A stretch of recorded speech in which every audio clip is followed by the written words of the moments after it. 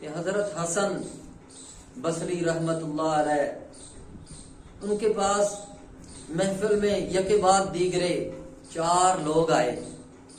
انہوں نے اپنی الگ الگ گزارشات پیش کی ان کے سامنے. کیا گزارشات تھیں؟ ایک آیا آنے والا سوالی کہ یا حضرت میرے پاس مال نہیں ہے، مجھے بتائیں میں کیا کروں، میرے لیے دعا کریں. آپ نے انہیں بتایا کہ میرے بھائی اللہ کے حضور استغفار کرو، توبہ استغفار کرو. دوسرا آیا کہنے لگا کہ میرے پاس اولاد نہیں ہے، کہا استغفار کرو. تیسرا آیا کہ میری کھیتی میں برکت نہیں ہے، میری فصل نہیں ہوتی.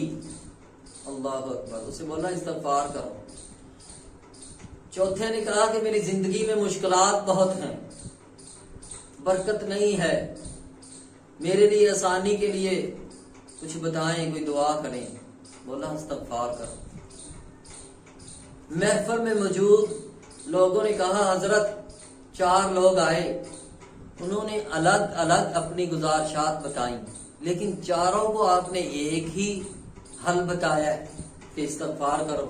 حالانکہ ان کی ضرورتیں الگ الگ تھیں، آپ نے انہیں ایک ہی حل، ایک ہی نسخہ ان کے لیے تجویز کیا.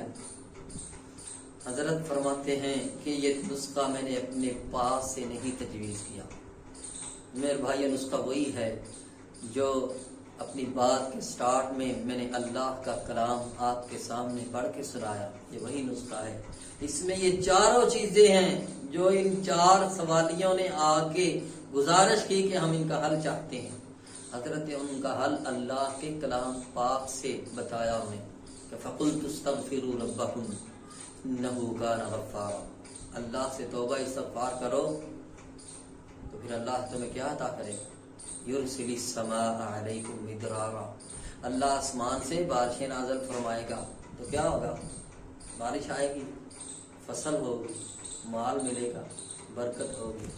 یرسل السماء علیکم مدرارا ویمددکم، اور وہ تمہیں عطا کرے گا باموال مال وبنین، اور بیٹے، ویجعل لکم، اور وہ بنائے گا تمہارے لیے جنات باغ، ویجعل لکم انہارا، جس کے نیچے نہریں بہتی ہوں.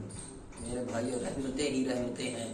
اگر ہم اپنے خالق کی طرف لوٹ آئیں، اگر ہم اپنے بنانے والے کی طرف رجوع کر لیں اور اس کے سامنے عاجز ہو کے نماز میں کھڑے ہو جائیں، اپنی غلطیوں کا اقرار کر لیں، بات میرے بھائی وہی ہے کہ اللہ کے سامنے عاجزی اختیار کریں، ہماری دنیا بھی بہتر ہو جائے گی اور ہماری آخرت بھی بہتر ہو جائے گی.